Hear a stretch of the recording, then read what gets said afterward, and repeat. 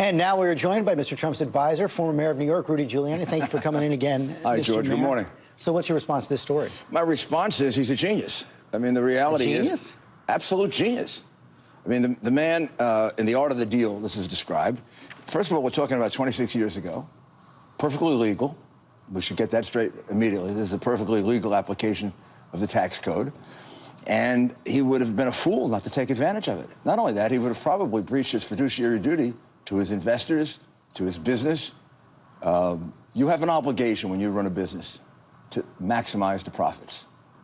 And if there is a tax law that says I can deduct this, you deduct it. If you fail to deduct it, people can sue you. Your investors can sue you. You say it shows he's a genius. Here's what Robbie Moog from the Clinton campaign says. He says it reveals the colossal nature of Donald Trump's past business failures. He apparently got to avoid paying taxes for nearly 2 decades while tens of millions of working families paid theirs. Okay. Well, first of all, that's not clear that it's a... In other words, what was the loss? 1.8 billion? 916 million. 960 million. Well, last year, for example, he made $625 million.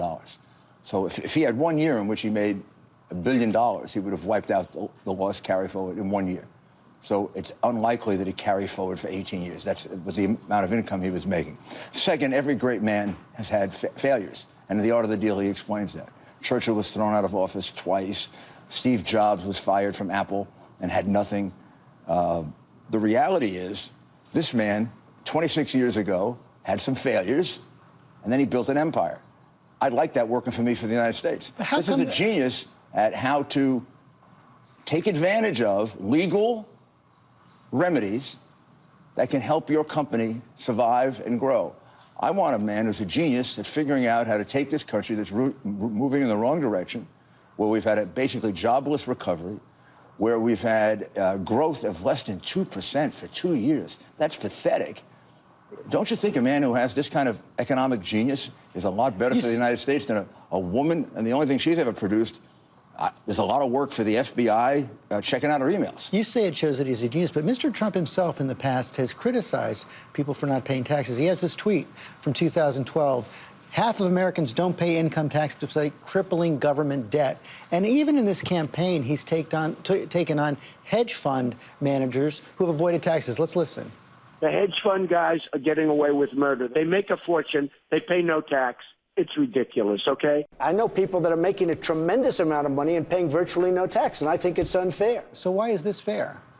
Well, whether it's fair or not, if I run a company, and I do, right, and there are 5 deductions that are available to me, and I don't take them, the people who invested in my company can sue me for not doing that.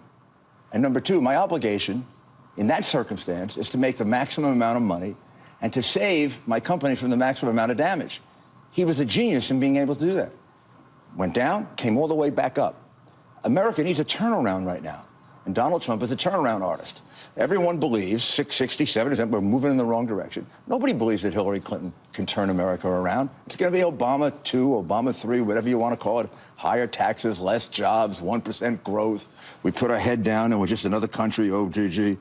This man is a man who knows what it feels like to fail and then how to come back from that. The statement from the Trump campaign doesn't say that he paid federal income taxes over those 18 years, did he? I haven't seen his tax. I'm not his lawyer. I haven't seen his tax returns. I would suspect that he did, because that kind of loss that you're looking at, given the income that I saw in his financial disclosure form, would say to me that he probably paid off that carry forward very, very quickly. Look, I have clients with carry forwards that are twice that, 3 times that. This is part of what you do in business. If you didn't do it, you would be sued. But doesn't this increase the pressure on Mr. Trump to release those taxes? No presidential candidate in a generation has not released the taxes. Well, you know what it does do? It actually suggests maybe why he doesn't.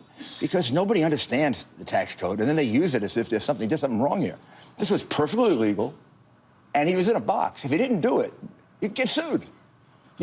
So it suggests he doesn't want people to know that he didn't pay federal taxes. If you give me your money, right? If you give me your money, and I start a business, and there are 5 deductions available to me, and I say, well, I'm not going to take advantage of 2 of them because it may make me look bad when I'm running for president or something else, then you're going to sue me for not taking advantage of that deduction. And that is what happened here. And it shows you what a genius he is, how smart he is, how intelligent he is, how strategic he is. I want that working for me. I want to see if he can produce these kinds of results for us. But he's not going to produce the returns? He's going to produce the returns when the audit is finished so that everything is clarified so that people can't misinterpret what he did. But the returns from 2002 to 2008 are not under audit right now. But remember, this man has been audited every year. Never once has a criminal charge been brought against him. Never once has he been accused of violating the law. He operates, he understands the law, he operates within it.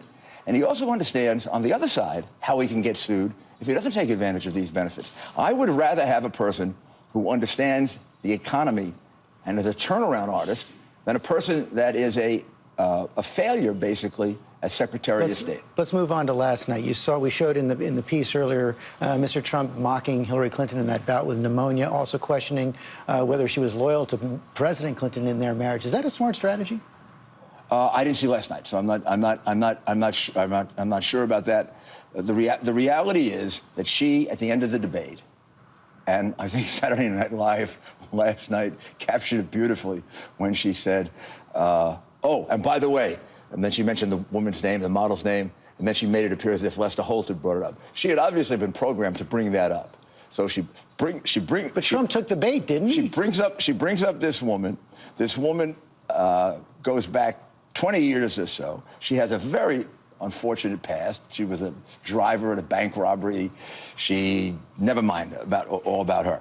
But the reality is that that was something that she brought up. She brought that into this. She brought personal life into this. And he brought it up every single day since then. I'm asking, was that smart? I can't tell you whether it was smart or not. I think she's the one who introduced it, and we'll find out by who wins the election whether it was smart or not. But I don't think I would have stood by for a personal attack. You want to bring personality into it, Hillary, and your husband has a history that he has, and you have a history of attacking the women that the only women victims she doesn't believe are the ones who say they were victimized by her husband. And we have, I don't know, 20, 30, 40, You know, whenever this has 50? come up in campaigns in the past, you go back to 1998, during impeachment, House Republicans pursuing it, they lose seats. Your own advisors, when you were thinking about running for Senate, looked into bringing this up in the Senate race and said it would have been a bad idea. Well, you know, I think it is a bad idea to focus on President Clinton's personal life. That's his personal life. It is not a bad idea to point out her hypocrisy.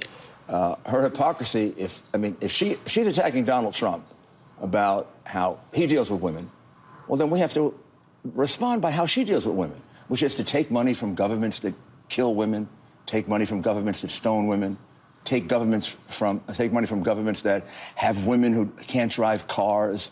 Not just money, millions and tens of millions of dollars from countries in which women are treated like property and killed when they get raped. And so now, basically, it's don't lecture me, Hillary, on feminism because you're a phony. You suggested earlier in this week that Donald Trump might not maybe shouldn't go to the second debate. Did I really? I don't you did, because you said it wasn't fair. But is he going to go? Of course, yeah. No, there's no question he's going to the second debate. If I said anything to suggest the opposite, that is not what I intended. I probably wanted to point out that I thought the first debate was extremely unfair because the only time Lester Holt ever interrupted to correct people was to correct Donald Trump. He was wrong about stop and frisk, and everyone acknowledges now that he was wrong about it. Stop and frisk, by the way, ladies and gentlemen, is constitutional. Which is not the way it was being done in New York at the time. Yeah, but that happens all the time. I mean, if a person does a search of your home and doesn't follow the Constitution, that's unconstitutional. That doesn't make it unconstitutional. That makes it unconstitutional as applied. Hillary Clinton knows that. Okay, she fudged it. Lester Holt didn't know it, and he shouldn't pretend to know it. Now, she misrepresented about TPP. She had said it was a gold standard, and she said, no, I only suggested it was, and I wasn't really, and she had made a very definitive statement. He never corrected her. Why? So Mr. Trump will be there next Sunday. Yeah. Thanks for coming in. Thank you.